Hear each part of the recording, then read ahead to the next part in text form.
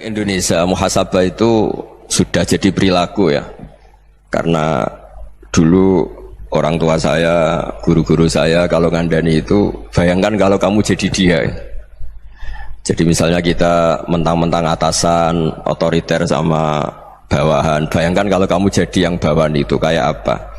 Laukun tamakanah, kalau orang Arab bilang, bayangkan kalau kamu di posisi dia.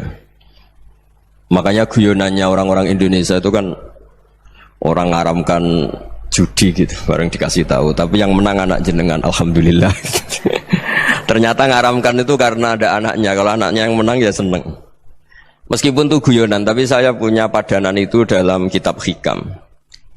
Nabi Ibrahim itu Khalilur Rahman, tentu bencinya minta ampun sama yang namanya maksiat.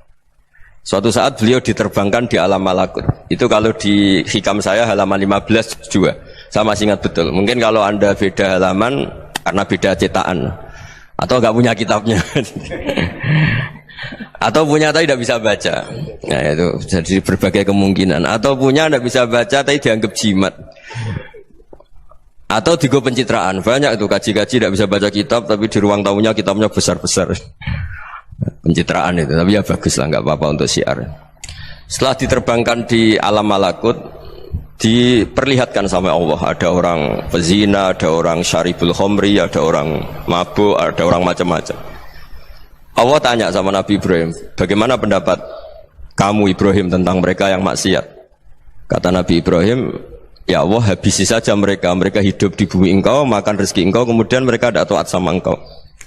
Singkat cerita, di fase itu, saya ulang lagi, di fase itu Allah nurutin sampai sekian peristiwa, mungkin 3 atau 4. Sudah setelah sekian tahun Nabi Ibrahim lupa peristiwa itu, kemudian beliau diminta menyembelih anaknya. Ini versi kitab Hikam. Memang versinya banyak tentang kenapa Nabi Ibrahim disuruh menyembelih anaknya. Ketika mau menyembelih anaknya, Nabi Ibrahim ragu. Huwa samratu fuadi, anak saya ini buah hati saya, kenapa engkau suruh menyembelih? Terus kata Allah, apa kamu tidak ingat ketika kamu saya angkat di alam malakut, kemudian kamu usul bunuh-bunuh, saya tidak mempertimbangkan usul Anda, tapi kenapa sekarang saya merintahkan kamu mikir gitu? Terus, ya karena ini anak saya ya Allah. Terus kata Allah, rumang samu wong sumpukon mata ini gak gawean kau sing gawe kowe enak wae usul mata ini. Jadi sebenarnya saya yang bikin, kemudian Anda enak aja usul membunuh.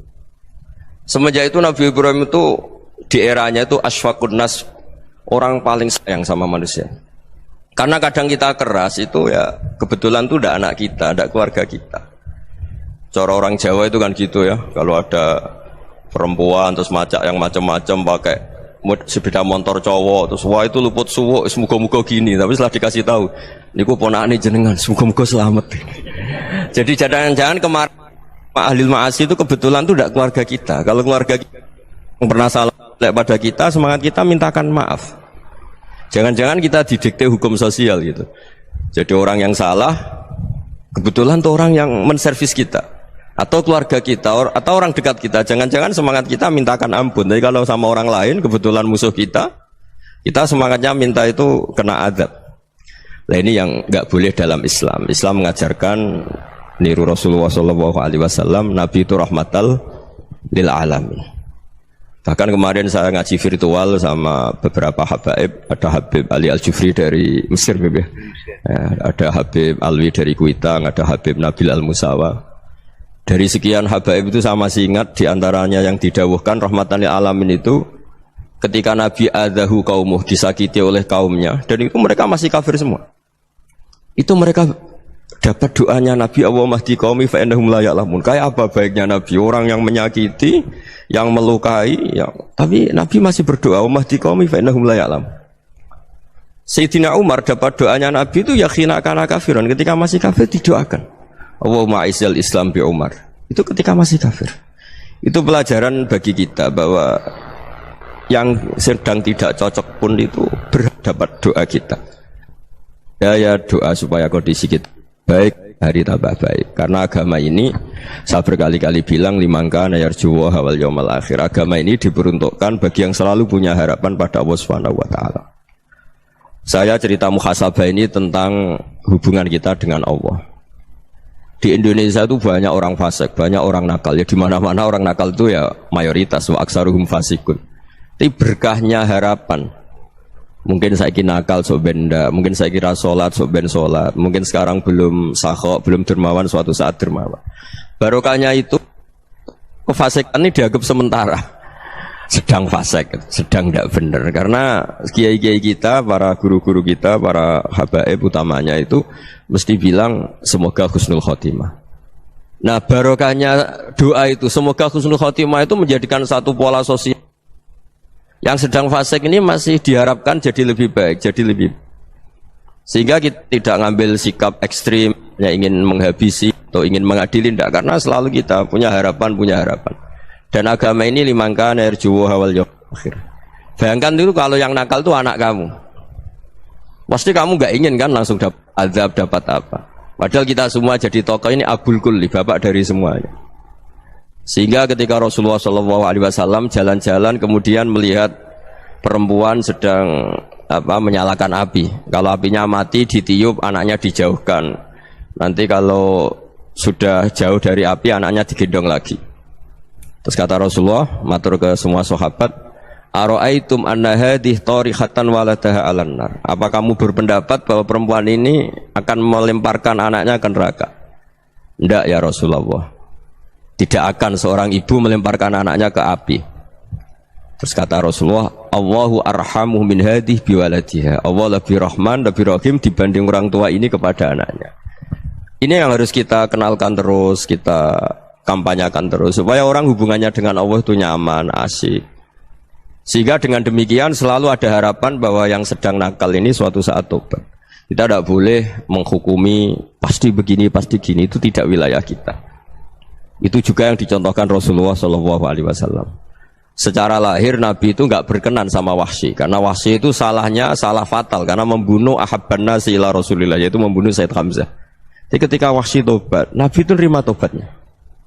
Dan ketika beliau dengan basariyahnya agak siap ketemu Wahsy karena harus ingat Sayyid Hamzah, basariyahnya diturutin.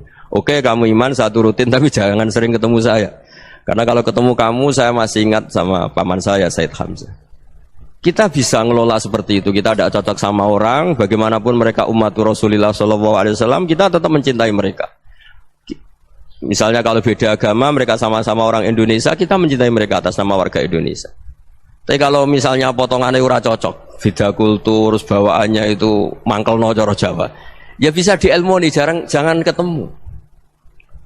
Wong sudah tidak cocok, ingin ketemu nyari solusi. Roh ini tok seneng itu kan ya repot itu. Ya sudah kalau nggak pati cocok ya jangan sering ketemu. Dan itu kita bisa memanage seperti itu tuh bisa. Saya berkali-kali cerita tentang Imam Syafi'i. Kalau dikasih tahu ya Imam Abu Abdillah, panggilannya Imam Syafi'i, tetangga anda ini ternyata banyak yang nggak senang anda. Jawabnya beliau senang. Ya bagus kalau nggak senang saya, ndak utang saya katanya. Jadi gara-gara saman seneng aku ngatur aku ini kan. Dan mungkin saman rasa seneng kan ya enak. Jadi hidup itu dianggap happy. Kalau seneng ya teman silaturahim, kalau nggak seneng ya nggak bakal utang gitu. Baru kaya seneng itu nggak ganggu. Gitu. Jadi dulu itu orang bisa ngelola seneng nggak seneng itu bisa. Karena ada kearifan hubungan dengan Allah Subhanahu wa ta'ala. Hidupnya selesai karena masyghul bi dzikrillah, mereka sibuk dengan Allah. Makanya kata ulama-ulama tasawuf, kamu jangan melihat manusia perilakunya, tapi kamu juga harus ingat yang gerakkan semua itu Allah Subhanahu wa ta'ala. Dengan demikian kita farah, kita senang. Makanya Nabi kalau ngutus Anas bin Malik kemudian nggak kesampaian yang diinginkan karena Anas main, ketika garwa-garwani Nabi agak tersinggung, Nabi andai karena Allah menghendaki yang saya inginkan kesampaian, pasti itu kesampaian. Jadi dianggap kegagalan Anas gak manggil yang dituju Nabi itu ya kersane Allah, ya enteng saja. Sayyidina Ali lebih parah lagi yang dialamin. Itu dalam-dalam beliau kalau dipanggil itu gak cepat-cepat ke sana. Ketika ditanya, kenapa kamu tak panggil gak cepat ke saya? Amin tu ukubatak. Karena aku tahu engkau orang baik. Orang baik itu pemaaf. Jadi makanya orang-orang soleh dulu itu bodoh-bodoh itu.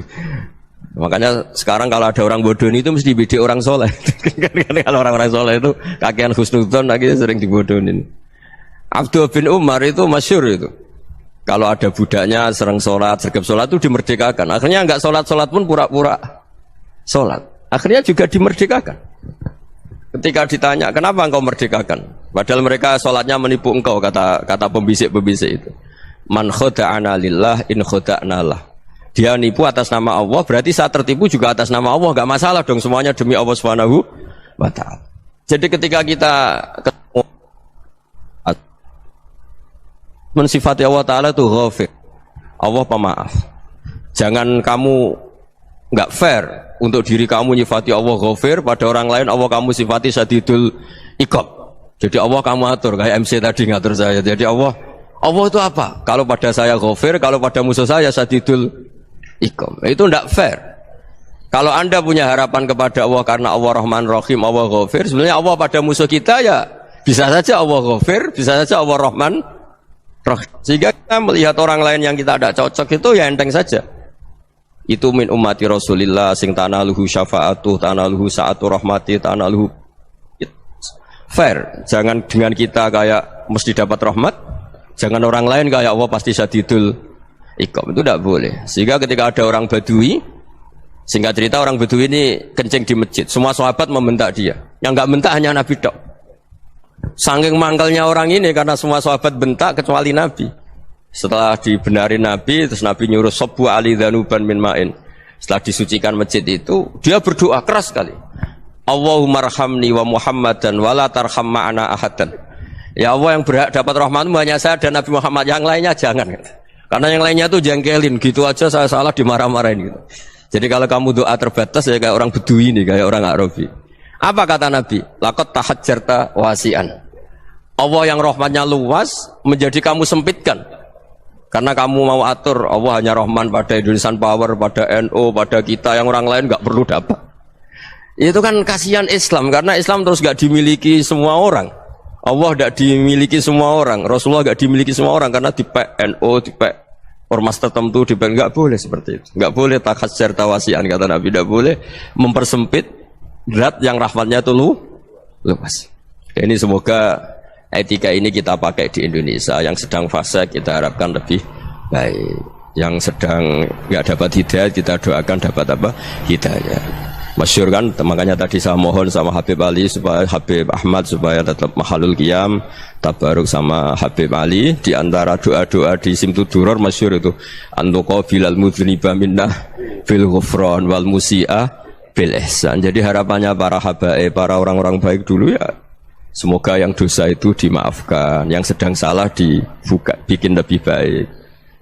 Nabi itu tugasnya juga gitu. Wastaghfir li dzambika walil mu'minina wal mu'minat. Nabi itu tugasnya juga memintakan ampun yang sedang salah. Nah, ini cobalah jadi etika kita, muhasabah kita. Jadi muhasabah itu cara berpikir kita set, kita pikir ulang. Ternyata semangatnya seorang nabi itu wastaghfir li dzambika walil mu'minun. Semangatnya itu memintakan ampun. Orang ahli tafsir tahu semua kalau Nabi itu tidak mungkin dosa. Jadi itu khitabun Nabi wa urida bihi ummatu, itu khitab Nabi, tapi yang dimaksud itu umatnya, karena Nabi tidak akan mengalami dzambun, tidak akan mengalami dosa.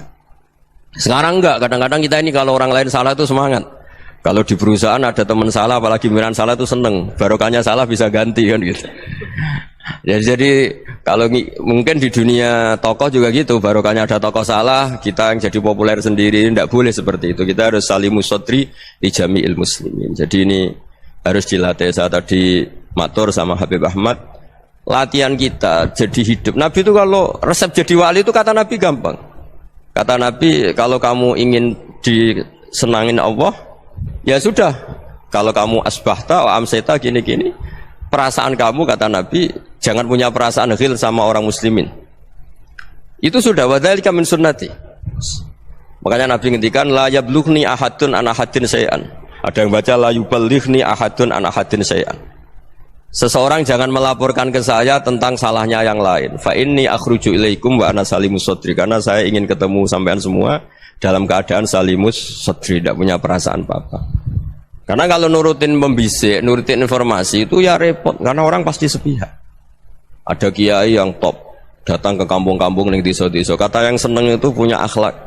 Wah itu bagus orang besar datang ke kampung-kampung. Kata yang nggak seneng, wah itu jobnya kiai kecil kok diambil, itu kan ya kasihan itu kan sudut pandang. Makanya saya sering bilang, akal kita ini cukup untuk mentasdik Rasulullah Shallallahu Alaihi Wasallam. Meskipun perasaan kita kadang orang Jawa itu beda.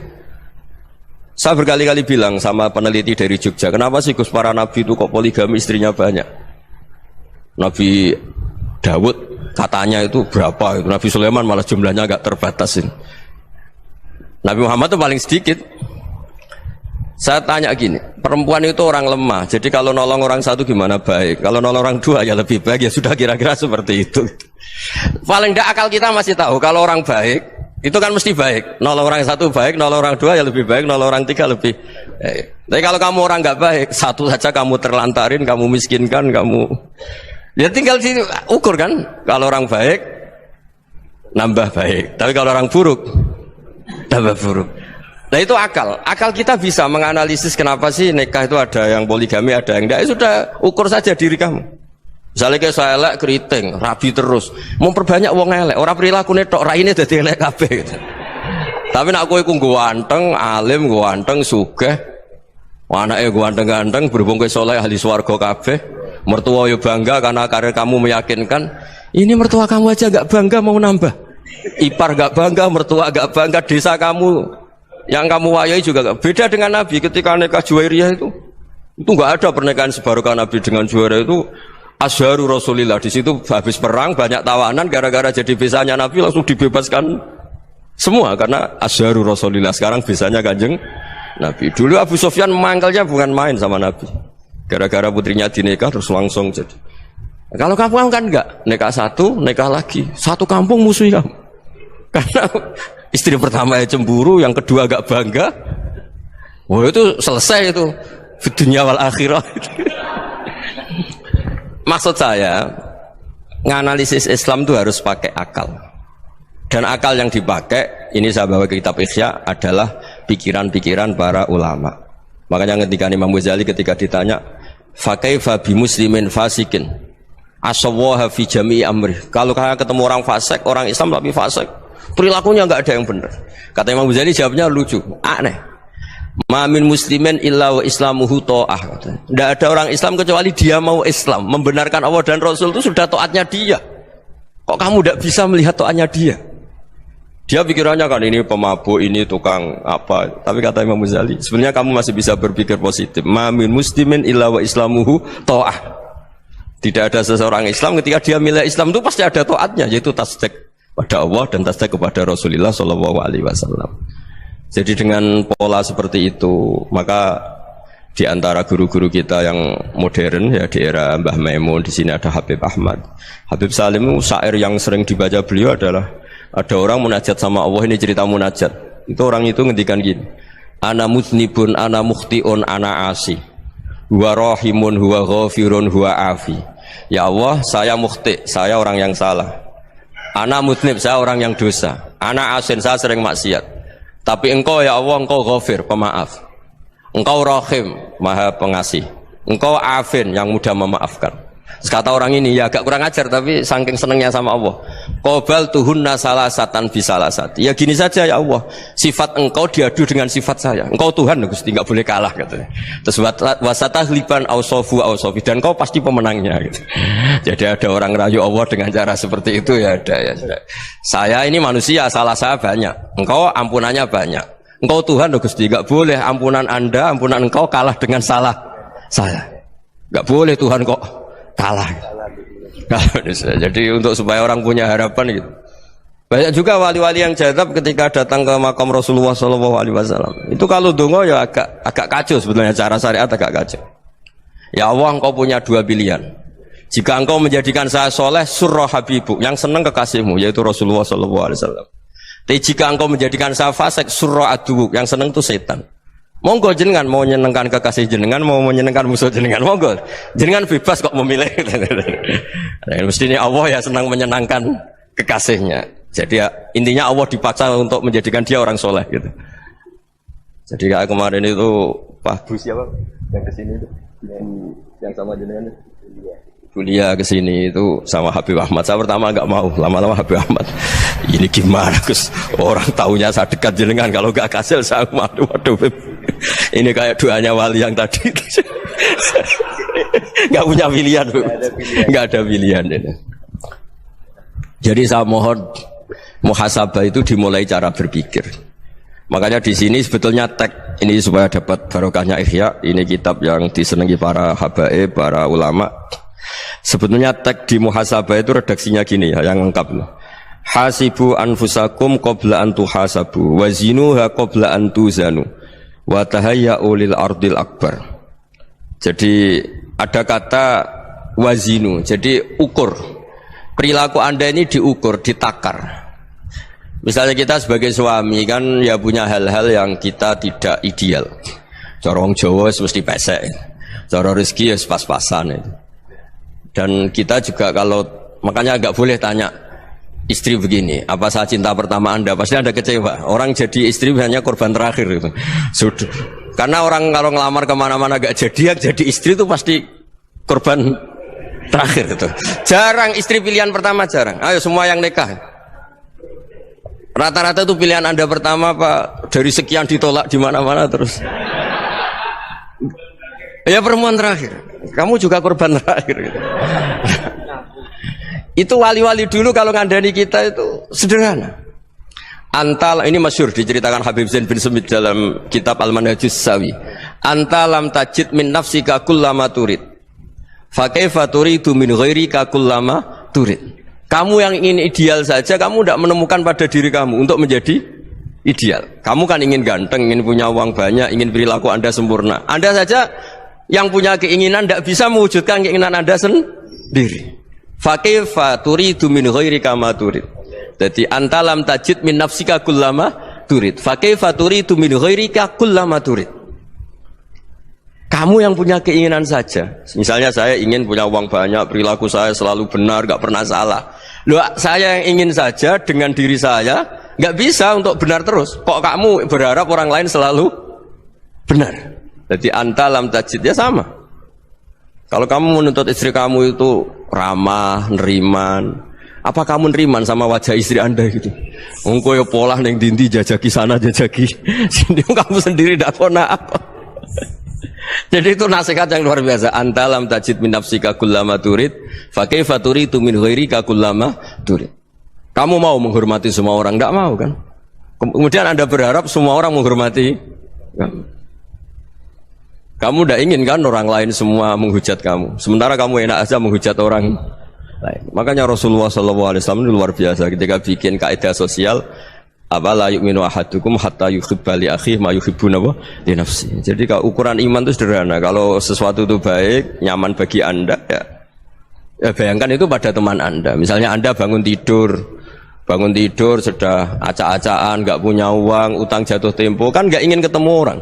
Ya kamu jangan bertamu ke jenis ini karena dengan kamu yang alami juga enggak siap ketemu orang. Makanya ada Habib Alim itu dilapuri sama seseorang. Beb, dulu teman saya itu ketika saya kaya itu sering main ke saya. Setelah saya miskin, mereka tidak main ke saya. Kata Habib itu bagus, sunahul begitu itu bagus. Coba kalau kamu dulu kaya, teman kamu main kan kamu gaya. Di rumah ada makanan, bisa hormat tamu. Setelah kamu miskin jadi buruh manol di pasar atau buruh bikin boto, teman kamu datang, malu enggak kamu? Mendingan enggak datang gitu. Akhirnya baru, oh ya alhamdulillah kalau gitu. Loh iya kan dulu teman kita datang, kita ada Alphard, istri cantik, rumah bagus. Lah kita miskin, buruhnya orang pas dibentak-bentak, teman kamu udah datang. Milih datang kamu enggak kalau setelah kamu jatuh? Enggak kan? Jadi barokahnya ilmu itu terus.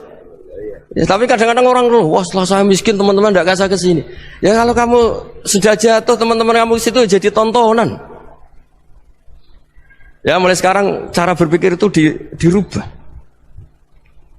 Dulu yang namanya kiai itu kalau diundang orang itu ya agak-agak senang. Semenjak saya itu agak rubah. Mengundang kiai, ngatur kiai itu tak haram-haramkan ya ada lumayan lah sekarang itu sudah mulai agak beretika. Dulu itu ngundang tuh tanggalnya ditentukan, jamnya ditentukan. Enggak mikir apa kiai saat itu nganggur, enggak. Punya wadifah, enggak. Dia milih tanggal yang dia nganggur, enggak mikir pas itu kiainya nganggur apa, enggak. Ya saya hanya cerita aja, kamu tersinggung ya monggo, boten nggih monggo itu kan. Jadi saya mohonlah supaya tadi saya juga matur ke Habib Ahmad. Jadi untuk orang merasa ikut sunnah Rasul itu gampang sekali kata Sayyid Muhammad. Dulu Nabi berpakaian ala daerahnya. Kalau mikot ya pakai mikotu baladi. Karena Nabi orang Madinah dan beliau berdomisili di Madinah ya misalnya mikotnya dari Bir Ali misalnya. Tapi kalau Anda orang kawasan Tanim mau umrah ya dari Tanim. Misalnya kawasan Jirona ya dari Jirona. Artinya apa? Kamu ngambil mikot karena Nabi mikot misalnya dari Bir Ali, bukan berarti kamu harus seperti Nabi di Bir Ali, kamu orang Mekah, misalnya kamu orang Tanim, orang dia harus dari mikot itu apa? Baladi. Sama, makanya di fikih-fikih itu kalau teknik anak, Nabi orang Arab, halawiyatnya kurma ya kurma. Kalau orang Jawa sedegan, semua podo-podo. Ya, podo-podo manis. Jadi ini tabaruk sama Sayyid Muhammad, ini ada murid beliau, Habib Ahmad, sahabatnya. Supaya orang itu merasa ikut Nabi itu gampang sekali. Ini saya baca ya di halaman tadi disaksikan Habib Ahmad 433 di kitab apa begini?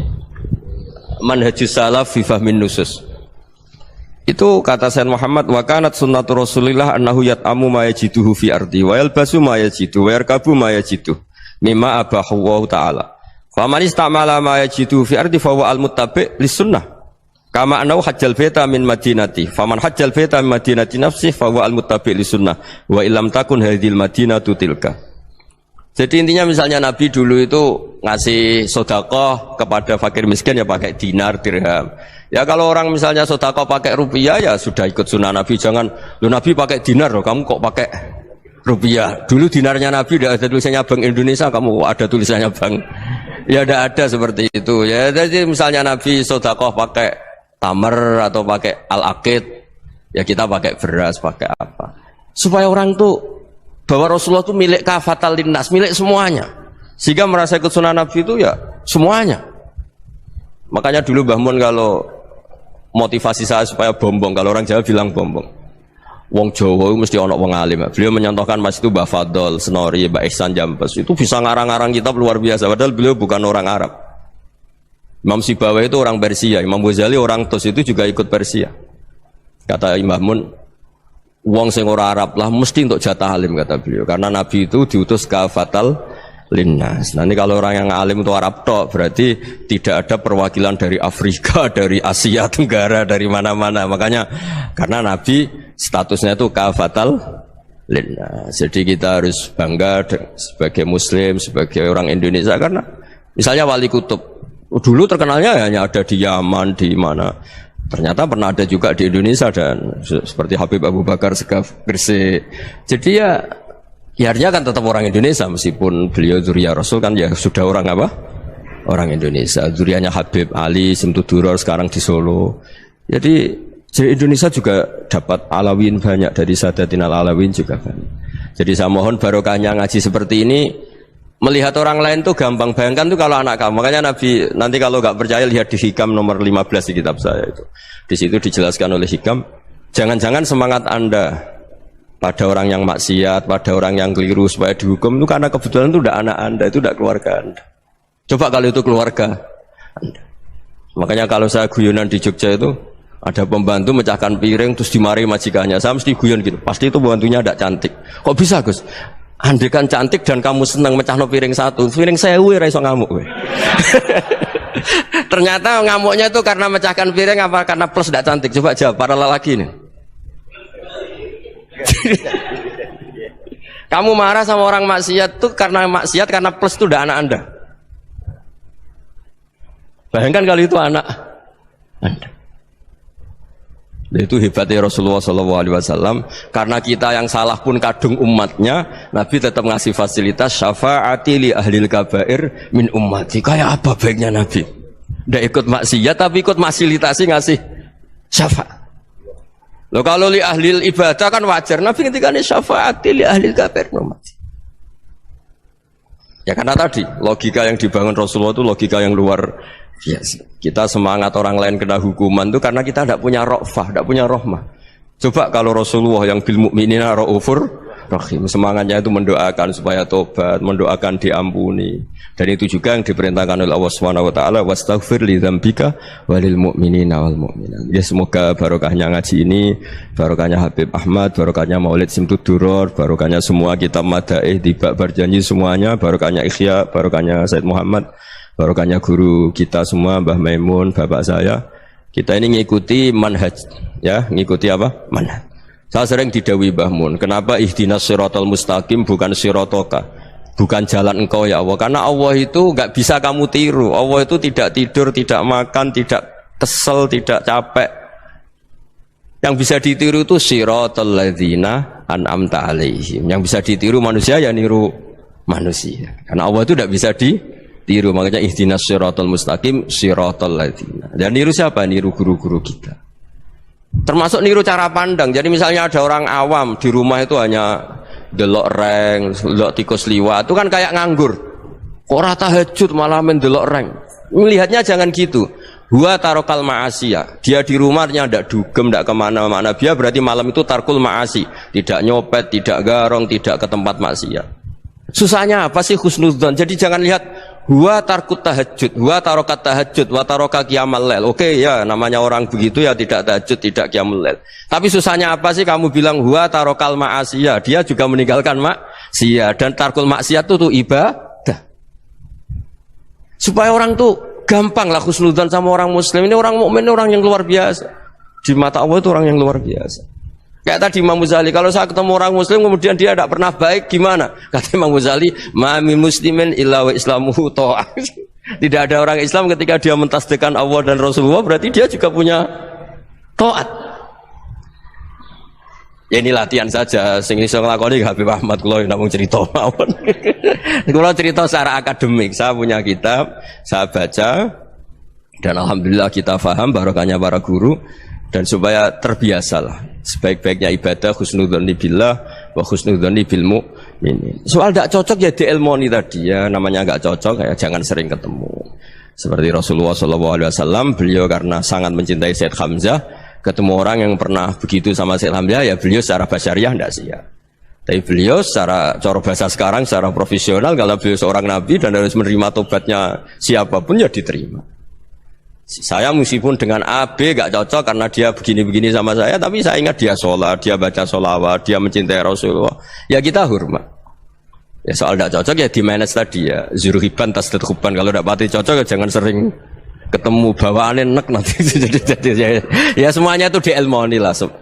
Makanya ngendikane Ma'ruf Al-Qurhi ada yang baca Al-Kharqi, mangqala fil yaumi salasa marrat aw marham ummata Muhammad kutiba minal abdal. Karena semangat mencintai siapapun satu hari sering baca marham ummata Muhammad, wa ma asli ummata Muhammad, wa ma tajawaz an ummati Muhammad, itu mesti kutiba minal abdal. Dia pasti termasuk wali abdal. Maksudnya semangat mencintai ya dilatih lah. Misalnya Indonesia Power atau PLN, andai kan tidak ada PLN itu kayak apa? Orang nggak bisa ngaji, tidak bisa aktivitas, ya barokahnya ada PLN, barokahnya jasanya. Kita sadar, tidak semua kebaikan kita ini memenuhi keinginan orang banyak. Orang banyak ingin listrik, ingin saluran apa, dan itu kadang yang mewujudkan orang lain atau kelompok lain. Ya karena itu manfaat ke orang lain ya kita doakan. Karena khairun nas anfa'uhum linnas. Sehingga kita terbiasalah ngakui orang lain. Seperti semangatnya Rasulullah SAW, semuanya itu didoakan, semuanya diinginkan kebaikannya. Bahkan Nabi gak putus asa sampai di akhirat. Ketika Nabi lain sudah putus asa karena sudah akhirat, sampai dimintai syafaat semuanya bilang nafsi, nafsi. Karena merasa semuanya gak punya nyali di depan Allah. Karena ini sudah akhirat, sudah finish. Tapi apa Rasulullah? Analah. Ya udah, saya sanggup mensyafaati kalian. Terus kata Nabi, fa'atiyal arsya. Saya mendatangi aras, fa'akhirru lahu sajidan, saya sujud, wa ahmaduhu bima hamida allamaniha rabbi. Kemudian saya tetap muji Allah dengan pujian yang terus menerus. Padahal sudah di akhirat, sudah finish. Nabi dimintai syafaat masih sanggup. Karena Nabi tahu akhirat tidak bisa mendikte Allah. Tidak bisa Allah terus bilang, ya Allah ini akhirat loh, engkau sudah tidak boleh mensyafaat. Tidak bisa. Allah tidak bisa diganggu akhirat. Allah tidak boleh dibatalkan rahmannya oleh akhirat. Allah tetap Rahman Rahim abadal abad. Dan Nabi tahu itu. Makanya kata para ulama, fa Muhammadun ahmadu min ghairihi. Jadi Nabi Muhammad namanya dua yang terkenal. Sebenarnya banyak yang terkenal dua, Muhammad sama Ahmad. Ketika Nabi punya nyali memuji Allah di akhirat atau sudah di akhirat, itu fa Muhammadun ahmadu min ghairihi. Ketika Nabi lain sudah tidak punya nyali muji Allah karena sudah akhirat, Nabi Muhammad tetap berani muji Allah di saat seperti itu. Makanya Ahmadu di situ kata ulama itu af'al tafdil, fa Muhammadun ahmadu min ghairihi. Kanjeng Nabi lebih memuji Allah di saat yang Nabi lain sudah tidak punya nyali untuk memuji Allah di saat itu. Makanya kata Nabi, fa'akhirru lahu sajidan wa ahmadhu bimahamida allamaniha rabbi. Akhirnya setelah lama gitu terus Allah ngendikan, ya Muhammad irfa' ra'sak wasal tu'tah wasfa' tusyaffa. Sudah Muhammad, angkat kepala kamu minta apa saya turutin, dan kalau kamu ingin mensyafaati umatmu saya beri hak apa? syafaat. Nah, semoga semangat itu juga menjadikan kita munajat bahwa rahmat Allah tidak terbatas, harapan juga tidak terbatas. Mungkin yang sedang nakal ya kita katakan sedang, jangan terus kamu pastikan wah ini mesti suul khotimah, mesti tidak orang baik. Tidak, agama ini liman kana yarjuwaha wal yaumal akhir, selalu bagi yang punya harapan.